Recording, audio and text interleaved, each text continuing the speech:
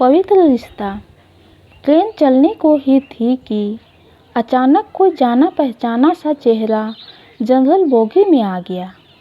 मैं अकेली सफ़र पर थी, वहाँ सभी अजनबी चेहरे ही थे। स्लीपर का टिकट नहीं मिला तो जनरल बोगी में ही बैठना पड़ा। मगर यहाँ ऐसे हालात में उस शख्स से मिलना ज़िंदगी के लिए एक संजीवनी के समान था। ज़िंदगी भी कमबख्त कभी कभी अजीब से मोड़ पर ले आती है, ऐसे हालातों से सामना करवा देती है जिसकी कल्पना तो क्या कभी सोच भी नहीं सकते।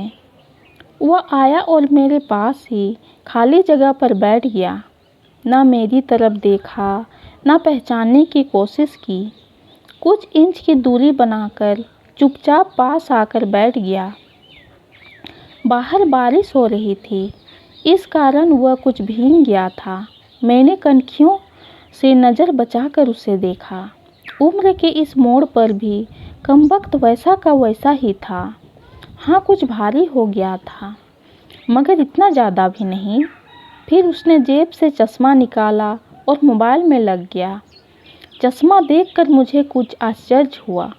उम्र का यही एक निशान उस पर नज़र आया था कि आंखों पर चश्मा चढ़ गया था। चेहरे पर और सर पे मैंने सफ़ेद बाल खोजने की कोशिश की, मगर मुझे नहीं दिखे। मैंने जल्दी से सर पर साड़ी का पल्लू डाल लिया। बालों को डाई किए काफ़ी दिन हो गए थे मुझे। ज़्यादा तो नहीं थे सफ़ेद बाल मेरे सर पे, मगर इतने ज़रूर थे कि गौर से देखो तो नज़र आ जाए। मैं उठकर बाथरूम गई, हैंडबैग से फेस वॉश निकाला, चेहरे को ढंग से धोया, फिर शीशे में चेहरे को गौर से देखा। पसंद तो नहीं आया, मगर अजीब सा मुंह बनाकर मैंने शीशे वापस बैग में डाला और वापस अपनी जगह पर आ गई। मगर वह साहब तो खिड़की की तरफ से मेरा बैग सरकाकर खुद खिड़की के पास बैठ गए थे। मुझे पूरी तरह देखा भी नहीं, बस बिना देखे ही कहा, सॉरी, भाग कर चढ़ा तो पसीना आ गया था, थोड़ा सूख जाए फिर अपनी जगह बैठ जाऊंगा। फिर वह अपने मोबाइल में लग गया। मेरी इच्छा जानने की कोशिश भी नहीं की। उसकी यही बात हमेशा मुझे बुरी लगती थी। फिर भी ना जाने उसमें ऐसा क्या था कि आज तक मैंने उसे नहीं भुलाया। एक वह था कि 10 सालों में ही भूल गया। मैंने सोचा शायद अभी तक गौर नहीं किया, पहचान लेगा। थोड़ी मोटी हो गई हूँ, शायद इसलिए नहीं पहचाना। मैं उदास हो गई। जिस शख्स को जीवन में कभी भुला ही नहीं पाई, उसको मेरा चेहरा भी याद नहीं। माना कि ये औरतों और लड़कियों को ताड़ने की इसकी आदत नहीं, मगर पहचाने भी नहीं। शादीशुदा है, मैं भी शादीशुदा हूँ, जानती थी। इसके साथ रहना मुश्किल है, मगर इसका मतलब ये तो नहीं कि अपने ख्यालों को, अपने सपनों को जीना छोड़ दूँ। एक तमन्ना थी कि कुछ पल खुल के उसके साथ गुजारूं। माहौल दोस्ताना ही हो, मगर हो तो सही। आज वही शख्स पास बैठा था जिसे स्कूल टाइम से मैंने दिल में बसा रखा था। सोशल मीडिया पर उसके सारे अकाउंट चोरी छुपे देखा करती थी। उसकी हर कविता, हर शायरी में खुद को खोजा करती थी, पर वह तो आज पहचान ही नहीं रहा। माना कि हम लोगों में कभी प्यार के पींगे नहीं चली, ना कभी इजहार हुआ। हाँ, वो हमेशा मेरी केयर करता था और मैं उसकी। कॉलेज छूटा तो मेरी शादी हो गई और वो फौज में चला गया। फिर उसकी शादी हुई। जब भी गांव गई उसकी सारी खबर ले आती थी। बस ऐसे ही ज़िंदगी गुजर गई। आधे घंटे से ऊपर हो गया। वह आराम से खिड़की के पास बैठा मोबाइल में लगा था। देखना तो दूर, चेहरा भी ऊपर नहीं किया। मैं कभी मोबाइल में देखती, कभी उसकी तरफ। सोशल मीडिया पर उसके अकाउंट खोलकर देखे, तस्वीर मिलाई, वही था, पक्का वही, कोई शक नहीं था। वैसे भी हम महिलाएं पहचानने में कभी भी धोखा नहीं खा सकती। 10 साल बाद भी सिर्फ आंखों से पहचान लें। फिर और कुछ वक्त गुजरा, माहौल वैसा का वैसा ही था। मैं बस पहलू बदलती रही। फिर अचानक टीटी आ गया। सबसे टिकट पूछ रहा था। मैंने अपना टिकट दिखा दिया। उससे पूछा तो उसने कहा नहीं है। टीटी बोला फाइन लगेगा। वह बोला लगा दो। टीटी ने फिर पूछा कहाँ का टिकट बनाऊं? उसने जल्दी से जवाब नहीं दिया। मेरी तरफ देखने लगा।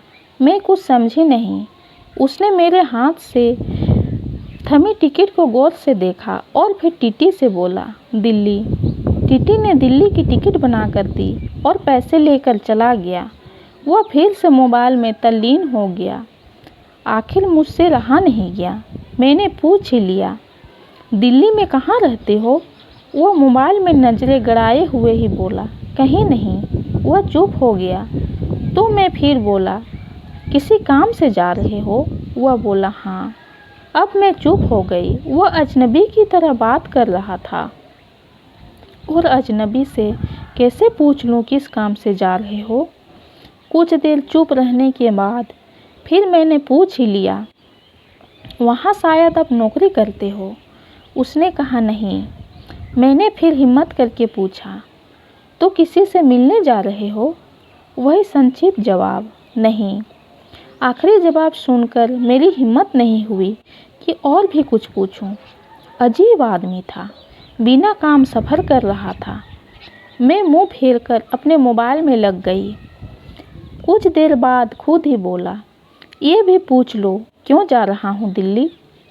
मेरे मुंह से जल्दी से निकला बताओ क्यों जा रहे हो? फिर अपने ही उतावलेपन पर मुझे शर्म आ गई। उसने थोड़ा सा मुस्कुराते हुए कहा एक पुरानी दोस्त मिल गई जो आज अकेले सफ़र पर जा रही थी। फौजी आदमी हूँ, सुरक्षा करना मेरा कर्तव्य है। अकेले कैसे जाने देता? इसलिए उसे दिल्ली तक छोड़ने जा रहा हूँ। इतना सुनकर मेरा दिल जोर से धड़का। नॉर्मल नहीं रह सकी मैं, मगर मन के भावों को दबाने का असफल प्रयत्न करते हुए मैंने हिम्मत करके फिर पूछा कहाँ है वो दोस्त? कमबख्त फिर मुस्कुराता हुआ बोला यही मेरे पास बैठी है ना। इतना सुनकर मेरे सब कुछ समझ में आ गया कि क्यों उसने टिकट नहीं लिया, क्योंकि उसे तो पता ही नहीं था मैं कहाँ जा रही हूँ। सिर्फ और सिर्फ मेरे लिए वह रांची से दिल्ली का सफ़र कर रहा था। जानकर इतनी खुशी मिली कि आंखों में आंसू आ गए। दिल के भीतर एक गोला सा बना और फट गया। परिणाम में आंखें तो भीगनी ही थी।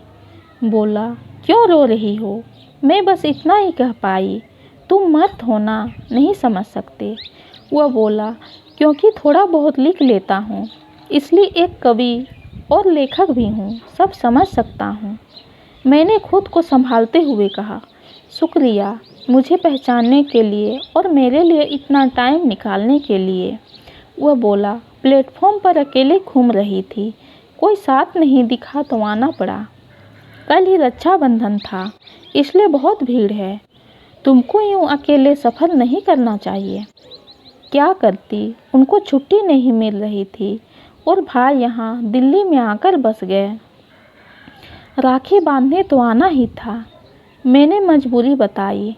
ऐसे भाइयों को राखी बांधने आए हो जिनको ये भी फिक्र नहीं कि बहन इतना लंबा सफ़र अकेले कैसे करेगी। भाई शादी के बाद भाई नहीं रहे, भाभीयों के हो गए। कहकर मैं उदास हो गई। वह फिर बोला तो पति को तो समझना चाहिए, उनकी बहुत बिजी लाइफ है, मैं ज़्यादा डिस्टर्ब नहीं करती और आजकल इतना खतरा नहीं रहा, कर लेती हूँ मैं अकेले सफ़र। तुम अपनी सुनाओ कैसे हो? अच्छा हूँ, कट रही है ज़िंदगी। मेरी याद आती थी क्या? मैंने हिम्मत करके पूछा। वह चुप हो गया, कुछ नहीं बोला। तो फिर मैं बोली सॉरी, यूँ ही पूछ लिया, अब तो परिपक्व हो गए हैं, कर सकते हैं ऐसी बात। उसने शर्ट की बाजू की बटन खोलकर हाथ में पहना हुआ तांबे का कड़ा दिखाया जो मैंने ही फ्रेंडशिप डे पर उसे दिया था। बोला याद तो नहीं आती, पर कमबख्त ये तेरी याद दिला देता था। कड़ा देखकर दिल को बहुत सुकून मिला। मैं बोली कभी संपर्क क्यों नहीं किया? वह बोला डिस्टर्ब नहीं करना चाहता था। तुम्हारी अपनी ज़िंदगी है और मेरी अपनी ज़िंदगी है। मैंने डरते डरते पूछा, तुम्हें छू लूँ? वह बोला, पाप नहीं लगेगा? मैं बोली, नहीं, छूने से नहीं लगता। और फिर मैं दिल्ली तक उसका हाथ पकड़कर बैठी रही। बहुत सी बातें हुईं। ज़िंदगी का एक ऐसा यादगार दिन था जिसे आखिरी सांस तक नहीं भुला पाऊंगी। वह मुझे सुरक्षित घर छोड़कर गया, रुका नहीं, बाहर से ही चला गया। जम्बू थी उसकी डिप्टी, चला गया। उसके बाद उसने कभी बात नहीं हुई, क्योंकि हम दोनों ने एक दूसरे के फ़ोन नंबर नहीं लिए। हालांकि हमारे बीच कभी भी कुछ नहीं हुआ। एक पवित्र सा रिश्ता था, मगर रिश्तों की गरिमा बनाए रखना जरूरी था। 1 महीने बाद मैंने अखबार में पढ़ा, वह देश के लिए शहीद हो गया। क्या गुजरी होगी मुझ पर, वर्णन नहीं कर सकती। उसके परिवार पर क्या गुजरी होगी, पता नहीं। लोक लाज के डर से मैं उसके अंतिम दर्शन भी नहीं कर सकी। आज उससे मिले 1 साल हो गया है। आज भी रक्षाबंधन का दूसरा दिन है।